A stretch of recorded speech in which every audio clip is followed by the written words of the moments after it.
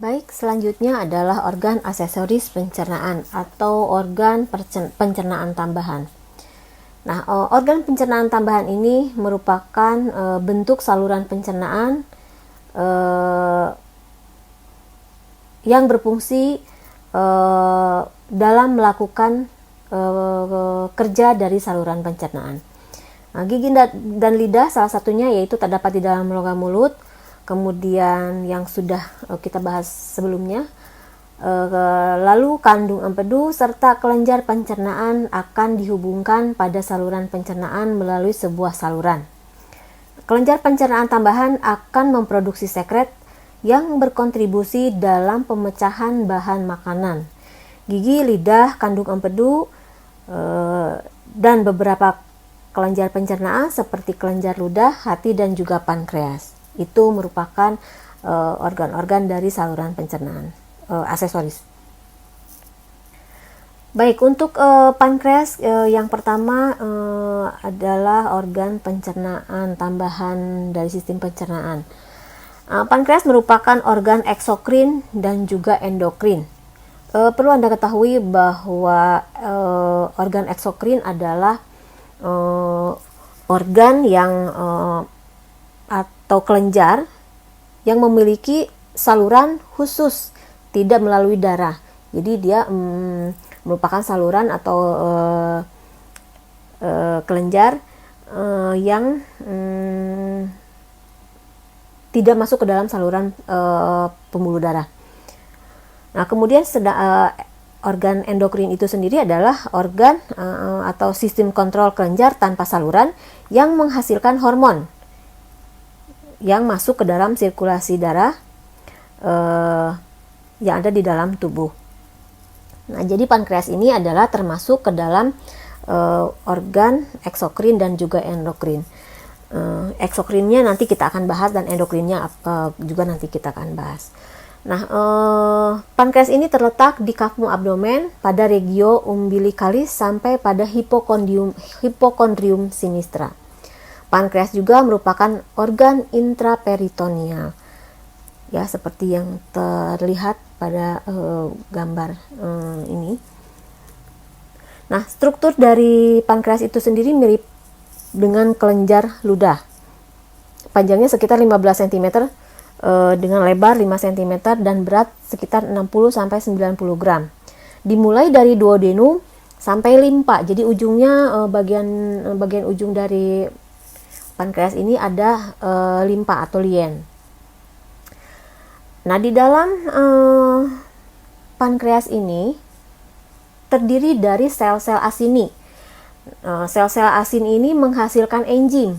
Nah, enzimnya untuk apa? Enzim tadi kita sudah bahas bahwa enzim-enzim yang dikeluarkan oleh pankreas ini berfungsi atau membantu pada saat terjadi proses secara pencernaan secara kimia.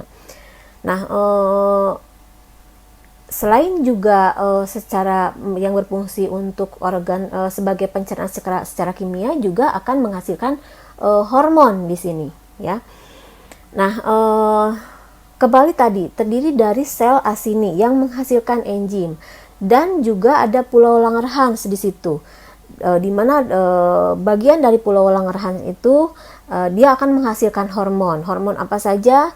Yaitu hormon insulin dan hormon glukagon, di mana hormon-hormon tersebut berfungsi pada saat pengaturan glukosa yang ada di dalam darah atau di dalam tubuh. Adapun bagian-bagian pankreas itu terdiri dari 3 segmen atau 3 bagian. Yang pertama ada bagian kranial. Nah, bagian kranial ini adalah terletak di sebelah kanan rongga abdomen, di dalam lekukan abdomen. Di dalam lekukan duodenum. Jadi letaknya dekat dengan duodenum, di dalam lekukan duodenum. Kemudian yang kedua ada korpus. Nah, korpus ini merupakan bagian utama dari organ ini. Letaknya di belakang lambung, depan vertebra lumbal ke-1. Dan yang ketiga adalah bagian kauda.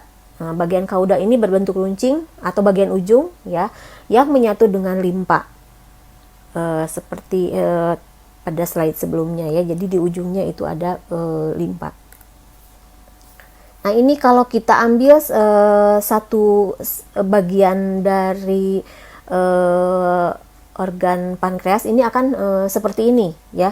Tadi saya katakan bahwa di dalam pankreas ini ada yang dinamakan dengan Pulau Langerhans. Nah, yang warna biru ini adalah yang dinamakan dengan Pulau Langerhans, dan di Pulau Langerhans inilah tempat dibentuknya hormon, yaitu hormon insulin dan juga hormon glukagon. Di situ ada sel alfa, sel beta, dan juga sel delta.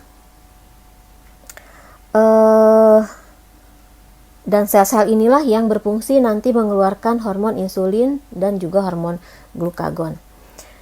Nah, tadi saya sebutkan bahwa pankreas ini merupakan organ eksokrin dan endokrin. Eksokrin adalah kelenjar yang memiliki saluran khusus, tidak melalui darah. Sedangkan organ endokrin ini sistem kontrol melalui kelenjar tanpa saluran yang menghasilkan hormon yang tersirkulasi di dalam tubuh melalui aliran darah untuk mempengaruhi organ-organ. Nah, kelenjar eksokrin yang dimaksud adalah kelenjar di sini di dalam di pankreas itu terdapat ductus yang dinamakan dengan ductus pancreaticus. Nah, ductus inilah yang dimaksud dengan organ eksokrin, di mana ductus pancreaticus ini merupakan kelenjar yang memiliki yang merupakan saluran khusus untuk mendistribusikan enzim yang dikeluarkan oleh pankreas untuk didistribusikan ke duodenum. Nah, kemudian disebut organ endokrin juga ini karena tadi pankreas bagian Pulau Langerhansnya memproduksi hormon insulin. Nah, hormon insulin ini dihasilkan oleh sel beta, dan hormon glukagon ini dihasilkan oleh sel alfa yang berfungsi untuk mengontrol kadar gula di dalam darah ya pada saat terjadi hiper dan hipoglikemi. Kemudian organ eksokrin pada sistem pencernaan pada pankreas ini yaitu menghasilkan enzim-enzim pencernaan seperti amilase, lipase, dan juga tripsin. Nah, kemanakah enzim-enzim ini nanti akan didistribusikan? Enzim-enzim ini didistribusikan melalui ductus pancreaticus, kemudian nanti akan masuk ke duodenum untuk bercampur dengan makanan atau kimus yang berasal dari lambung untuk dilakukan proses pencernaan secara kimia, yaitu memotong-motong rantai makanan yang kompleks menjadi lebih sederhana. Seperti yang sudah saya terangkan sebelumnya, yaitu untuk contohnya merubah disakarida menjadi monosakarida, merubah gula yang bermuatan 2 mol menjadi 1 mol, sehingga glukosa tersebut atau karbohidrat tersebut bisa diabsorpsi oleh usus halus. Kemudian saluran eksokrin pankreas ini tadi sudah disebutkan bahwa enzim-enzim pencernaan yang berasal dari pankreas ini dialirkan dari pankreas menuju duodenum melalui pars descendens melalui ductus pancreaticus major atau ductus Wirsunghi, dan kadang juga melalui ductus pancreaticus minor atau ductus Santorini.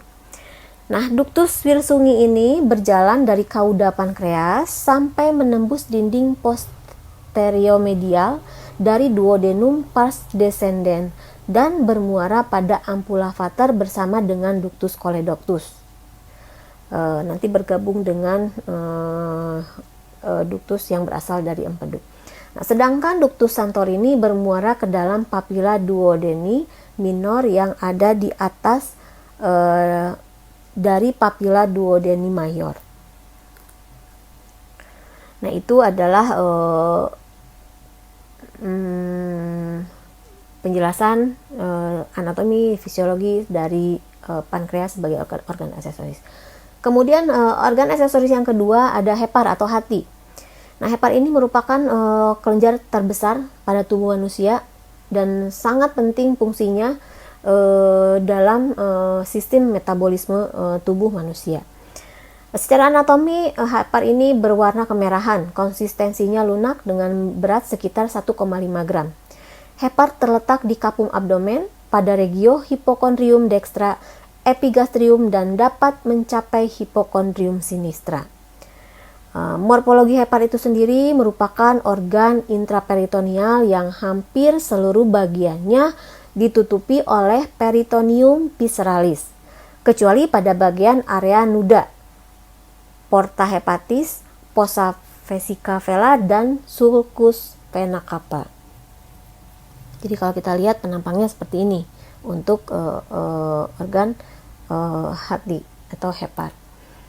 Nah, di hepar itu juga terbagi menjadi beberapa lobus.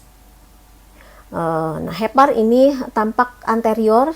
Kalau dilihat dari depan terbagi atas dua lobus, ya ini lobus hepatis dextra yang lebih besar dan lobus hepatis sinistra yang lebih kecil. Keduanya dipisahkan oleh adanya ligamen falciformis.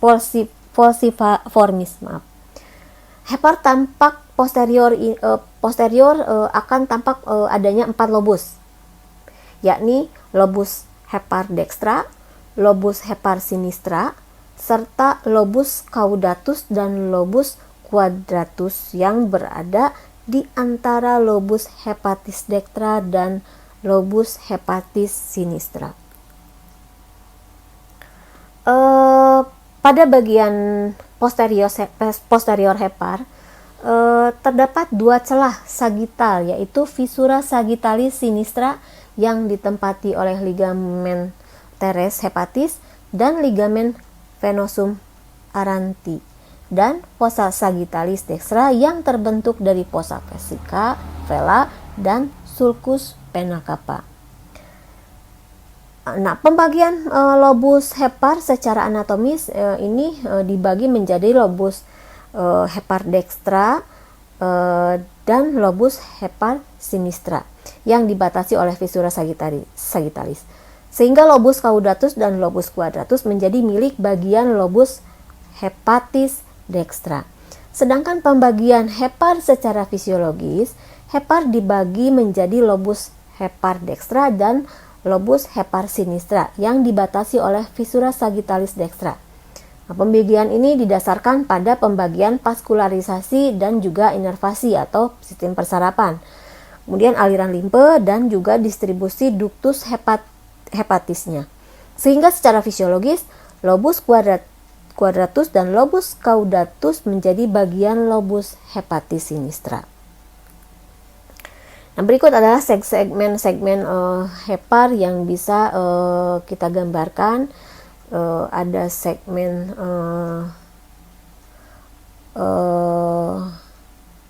3, 4, ya, dan lain sebagainya. Nah, segmentasi hepar ini berfungsi pada saat kita akan melakukan pembedahan dan pemotongan pada hepar oleh karena ruptur atau donor maupun juga kanker.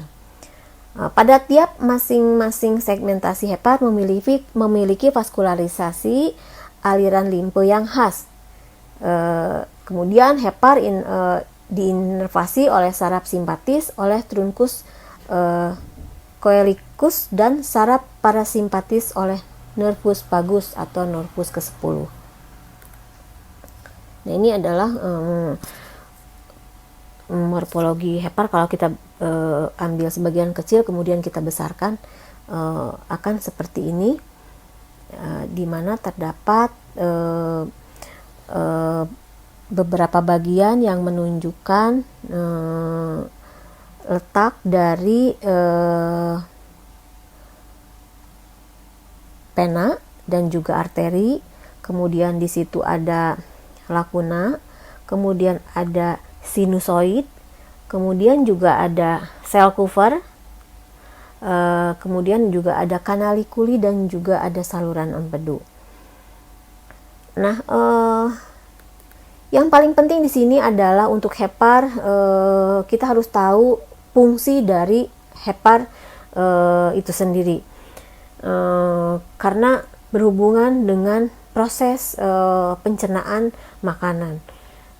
Fungsi hepar itu sangat banyak, ya, diantaranya yang pertama adalah pembentukan dan ekskresi empedu.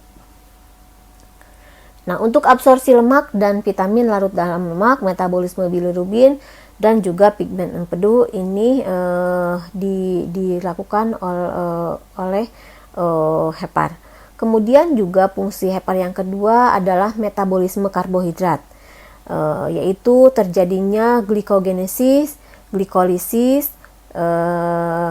dan juga gluconeogenesis, di mana fungsi dari glikogenesis, glucogenolisis, dan gluconeogenesis ini berfungsi untuk mempertahankan kadar gula di dalam darah dalam keadaan normal, sehingga energi untuk tubuh terhadap glukosa ini tercukupi, dan juga glukosa yang berlebih dapat disimpan. Salah satu fungsi hati juga menyimpan glukosa yang berlebih, yaitu merubahnya ke dalam menjadi glikogen. Kemudian fungsi hepar yang selanjutnya adalah metabolisme protein, yaitu sintesis albumin dan juga globulin. Kemudian deaminasi asam amino dan juga pembentukan urea dari amonia.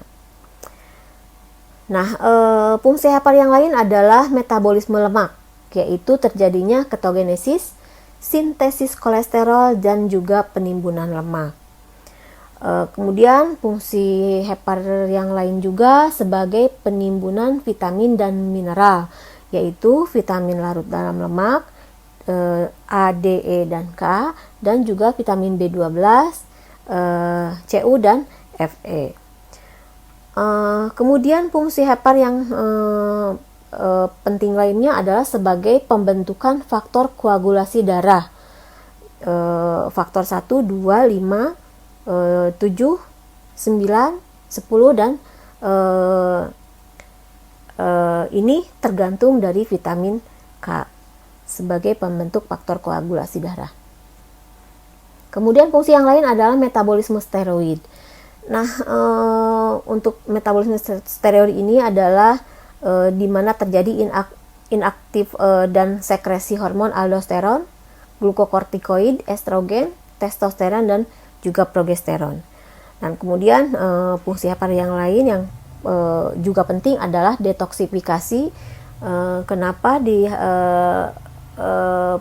saya sebutkan penting? Karena kita tahu bersama pada saat terjadi proses absorpsi di usus halus masuk, kemudian nutrisi tersebut bersama pembuluh darah masuk ke vena porta, kemudian masuk ke hati, dan di hati disinilah darah yang banyak mengandung nutrisi dan juga racun yang berasal dari makanan yang diabsorpsi ini didetoksifikasi atau dinetralisir. Karena kita tahu bersama bahwa apa yang kita konsumsi, apa yang kita makan itu belum tentu semuanya steril. Nah, kemudian fungsi hepar yang lain juga adalah sebagai gudang darah dan filtrasi. Di manakah itu terjadi? Filtrasi dan gudang darah ini terjadi di sinusoid. Sinusoid merupakan depot darah.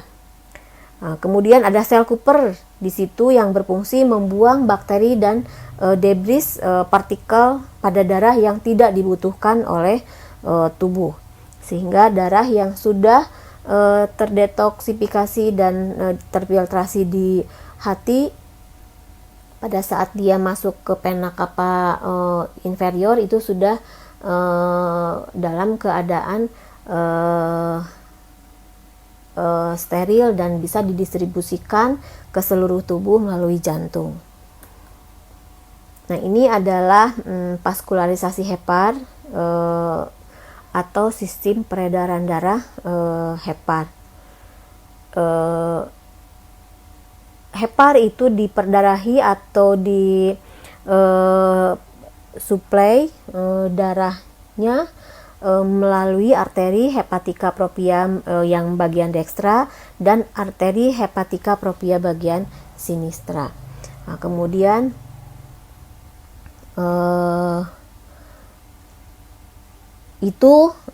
arteri hepatika itu berasal atau awalnya bermula dari aorta abdominalis, kemudian ke truncus coeliacus atau triple helix, kemudian bercabang 3 ke arteri lienalis atau arteri splenica, kemudian arteri hepatis communica, dan arteri gastrik sinistra.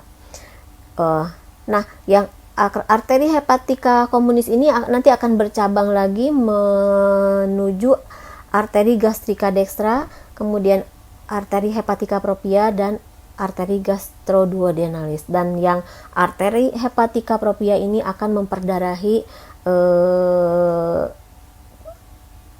hepar secara keseluruhan dengan bercabang melalui arteri hepatika propria dextra dan juga sinistra. Kemudian sebaliknya begitu dengan aliran darah pena, ya. Nah, aliran darah pena ini nanti dari hati akan menuju pena porta, diawali dengan pena porta hepatis, ya. Dekstra dan juga sinistra masuk ke pena hepatis, dan juga ada pena hepatika dekstra, pena hepatika immediate, dan pena hepatika sinistra. Dan pena hepatika dekstra immediate dan sinistra ini nanti akan bersatu bergabung menuju pena cava inferior dan akhirnya masuk ke sistem peredaran darah jantung. Nah, ini sistem pena porta. Nah, kemudian yang ketiga ada sistem organ aksesoris yang ketiga, yaitu aparatus biliaris. Nah, aparatus biliaris ini merupakan suatu sistem gabungan sebetulnya yang terdiri dari vasika vela atau kandung empedu, kemudian ductus hepaticus, ductus cysticus, dan juga ductus coledoctus. Jadi yang dinamakan aparatus biliaris ini adalah satu kesatuan yang terdiri dari beberapa organ, yaitu kandung empedu, ductus hepaticus, dan juga ductus coledoctus. Nah, vesika vela itu sendiri merupakan suatu kandung berbentuk seperti buah pir yang terletak di fossa vesicalis di vesika visceralis hepatica. Vesika vela memiliki ukuran panjang sekitar 8 cm dan memiliki volume 40-50 cm.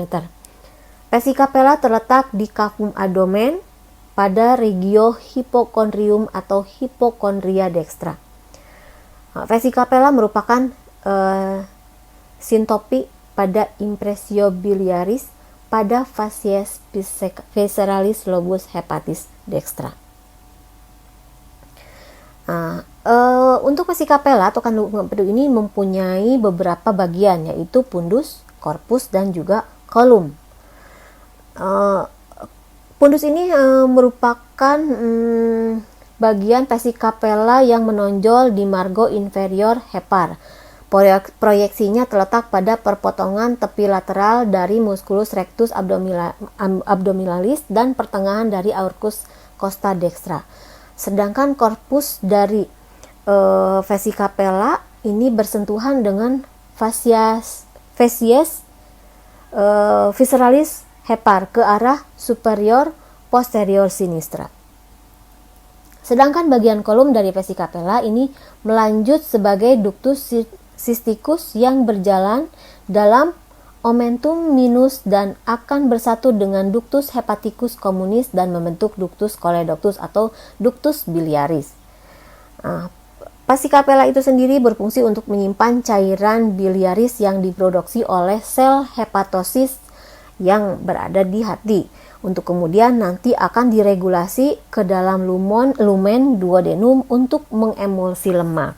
Jadi cairan empedu ini berfungsi pada saat pencernaan lemak. Artinya dia akan melakukan pencernaan secara kimiawi pada zat gizi berupa lemak. Nah, kemudian inervasi versicapella ini secara parasimpatis oleh truncus vagalis anterior dan persarapan simpatisnya oleh nervus spinalis segmen thoracal ke-6 sampai ke-10. Tadi sudah saya sebutkan bahwa terdapat di dalam versicapella ini aparatus biliaris ini terdiri dari versicapella atau kandung empedu, kemudian ductus hepaticus dan ductus cysticus dan juga ductus caledoculus. Untuk versicapella dan kandung empedu sudah barusan dijelaskan. Nah, kemudian yang kedua ada ductus hepaticus.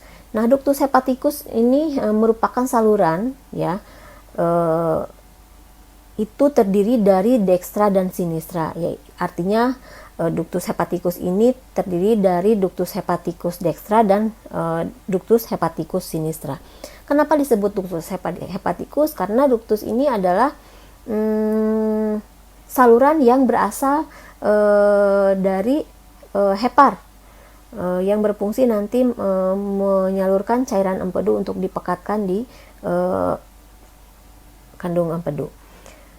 Ductus hepaticus dextra dan sinistra ini keluar dari hepar melalui porta hepatis, lalu akan bersatu membentuk ductus hepaticus communis. Nah, ductus hepaticus communis ini berukuran sekitar 4 cm dan berjalan di tepi bebas omentum minus. Kemudian ductus hepaticus communis akan bersatu dengan ductus cysticus untuk membentuk ductus choledoculus atau biliaris. Nah, kemudian lanjut ke ductus cysticus. Ductus cysticus ini berukuran sekitar 4 cm, berbentuk seperti huruf S dan berjalan pada tepi bebas di kanan dari omentum minus. Nah, ductus cysticus ini menghubungkan antara kolum versicapella dengan ductus hepaticus communis untuk nantinya bersatu membentuk ductus choledoculus atau ductus biliaris. Mukosa dari ductus cysticus menonjol berbentuk lipatan spiral yang disebut dengan plica spiralis atau valvula Hester atau valvula spiralis. Fungsi dari valvula ini yaitu untuk memperkuat dinding dari ductus cysticus dan juga untuk membantu agar lumen dari ductus cysticus tetap terbuka. Kemudian selanjutnya ada ductus choledoculus. Ductus choledoculus ini berukuran sekitar 8 cm dan merupakan penyatuan dari ductus cysticus dan juga ductus hepaticus communis. Ductus choledoculus pertama terletak pada tepi bebas kanan dan dari omentum minus di depan dari foramen epipolica Winslow, di depan tepi kanan dari vena porta hepatis dan di sebelah kanan dari arteri hepatis communis. Selanjutnya ductus choledoculus terletak di belakang dari duodenum pars superior, di kanan dari arteri gastroduodenalis. Lalu melanjut sehingga terletak pada permukaan posterior dari kaput pankreas. Selanjutnya ductus choledoculus akan bersatu dengan ductus pancreaticus mayor dan akan bermuara pada dinding posterior medial dari pertengahan duodenum pars ascendens pada suatu lumen kecil melalui papilla duodeni mayor. Bagian terminal dari ampula vater dikelilingi oleh serabut sirkular yang dikenal sebagai sphincter Oddi yang sudah saya bahas tadi.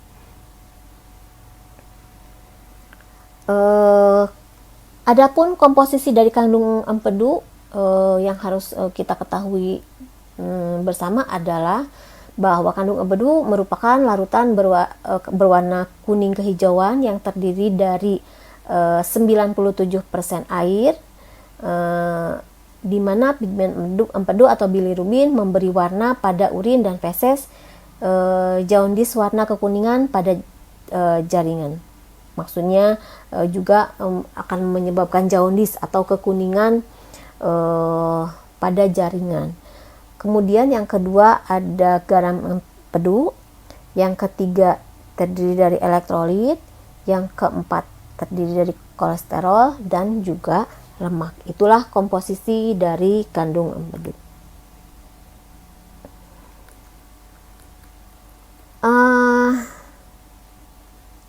Perlu kita juga ketahui beberapa fungsi empedu yang lain, yaitu fungsi utama dari kandung empedu adalah memekatkan empedu dengan absorpsi air dan natrium.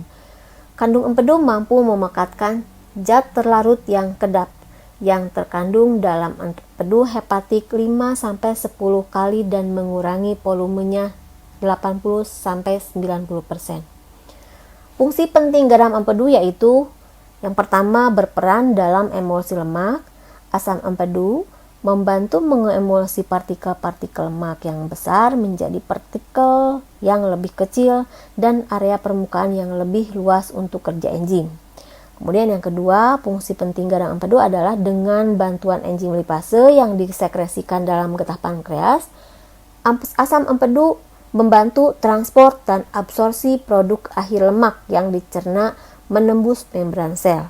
Dan fungsi penting garam empedu yang ketiga adalah berperan dalam mengeluarkan beberapa produk buangan dari darah, antara lain bilirubin, suatu produk akhir dari penghancur hemoglobin, dan kelebihan kolesterol yang dibentuk oleh sel-sel hati.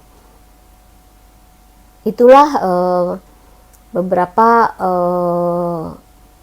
penjelasan yang dapat saya sampaikan dari organ pencernaan tambahan atau organ aksesorius.